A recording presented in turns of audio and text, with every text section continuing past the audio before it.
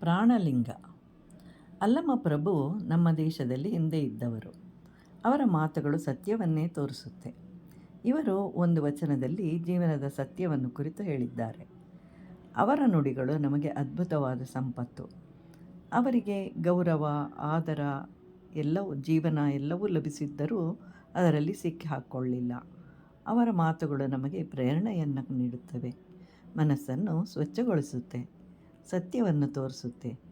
ಏನು ಮಾಡಿದರೆ ನಮ್ಮ ಜೀವನ ಆನಂದಮಯವಾಗಿರುತ್ತೆ ಅಂತ ಹೇಳಿ ಒಂದು ಚಿಕ್ಕ ಮಾತಿನಲ್ಲಿ ತಿಳಿಸ್ಕೊಟ್ಟಿದ್ದಾರೆ.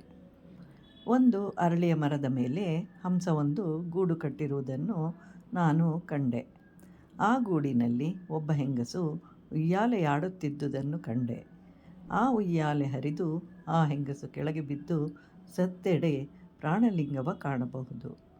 ಅಂದರೆ ನಮ್ಮ ದರ್ಶನ ನಮಗೆ ಆಗಬೇಕಾದ್ರೆ, ದೇವರ ಸಾಕ್ಷಾತ್ಕಾರವಾಗಬೇಕಾದ್ರೆ ಏನು ಮಾಡಬೇಕು ಅಂತ ಹೇಳಿ ಈ ಮಾತಿನಲ್ಲಿ ತಿಳಿಸಿದ್ದಾರೆ ಅಲ್ಲಮ ಪ್ರಭು. ಇದೊಂದು ಚಿತ್ರ. ಅಲ್ಲೊಂದು ದೊಡ್ಡ ಅರಳಿಯ ಮರ, ಅಲ್ಲಿಗೆ ಹಂಸ ಪಕ್ಷಿಯೊಂದು ಬಂತು, ಗೂಡನ್ನು ಕಟ್ಟಿದೆ. ಆ ಗೂಡಿನಲ್ಲಿ ಒಂದು ಉಯ್ಯಾಲೆ ಇದೆ. ಅದರ ಮೇಲೆ ಮಹಿಳೆಯೊಬ್ಬಳು ಕುಳಿತು ಉಯ್ಯಾಲೆಯನ್ನು ಆಡುತ್ತಿದ್ದಾಳೆ. ಇದೇ ಪ್ರಪಂಚ. ಅಂದರೆ ಇಲ್ಲಿ ಅರಳಿ ಮರ ಅಂತಂದರೆ ಏನು, ಹಂಸ ಯಾವುದು, ಗೂಡು ಅಂತಂದರೆ ಏನು, ಅದರಲ್ಲಿ ಉಯ್ಯಾಲೆ ಯಾವುದು, ಆಡುತ್ತಿರುವವಳು ಯಾರು, ಉಯ್ಯಾಲೆ ಹರಿಯುವುದು ಅಂತಂದ್ರೇನು, ಸಾವು ಅಂತಂದ್ರೇನು, ಇವೆಲ್ಲದಕ್ಕೂ ಮೇಲಿನ ಮಾತಿನಲ್ಲಿ ಉತ್ತರವಿದೆ. ಅರಳಿ ಮರ ಅಂತಂದರೆ ಜಗತ್ತು. ಇದನ್ನು ಅಶ್ವತ್ಥ ವೃಕ್ಷ ಅಂತಲೂ ಅಂತಾರೆ. ಇದು ಸ್ಥಿರವಲ್ಲ, ಒಳಗೆಲ್ಲ ಟೊಳ್ಳು. ಈ ಜಗತ್ತು ಯಾವಾಗ ಬಂತು ಎಂದು ತಿಳಿಯದು. ನಾವು ಈಗ ಬಂದವರು. ನಮಗೆ ತಾತ ಮುತ್ತಾತಂದಿರು ಯಾರು ಅಂತೇಳಿ ತಿಳಿದಿದೆ. ಅವರ ಹಿಂದಿನವರು ತಿಳಿಯದು, ಎಲ್ಲವೂ ಕತ್ತಲೆ.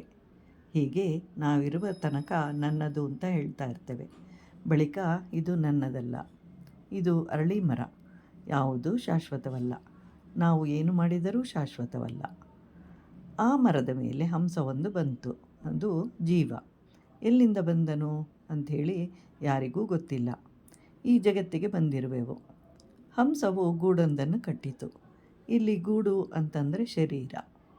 ಆ ಗೂಡಿನಲ್ಲಿ ಮಹಿಳೆಯೊಬ್ಬಳು ಉಯ್ಯಾಲೆ ಆಡುತ್ತಿರುವುದನ್ನು ಕಂಡೆ. ಅಂತಂದರೆ ಉಯ್ಯಾಲೆ ಅಂತಂದರೆ ಚಂಚಲತೆ. ಅದೇ ನಮ್ಮ ಮನಸ್ಸು. ಮನಸ್ಸು ಎಂಬ ಮಹಿಳೆ, ಅದು ಯಾವಾಗಲೂ ಹೊಯ್ದಾಡುತ್ತಾ ಇರುತ್ತೆ. ಅದು ನಿಲ್ಲಬೇಕಾದ್ರೆ ಉಯ್ಯಾಲೆ ಹರಿದು ಹೋಗಬೇಕು. ಆಗ ಮಹಿಳೆ ಕೆಳಗೆ ಬೀಳ್ತಾಳೆ, ಅಂದರೆ ಮರಣ ಸಂಭವಿಸಿತು. ಅದು ಮಾಯೆ. ಆಗ ಆನಂದದ ಅನುಭವವಾಗುತ್ತೆ. ಆಗ ಪ್ರಾಣಲಿಂಗದ ದರ್ಶನವಾಗುತ್ತೆ.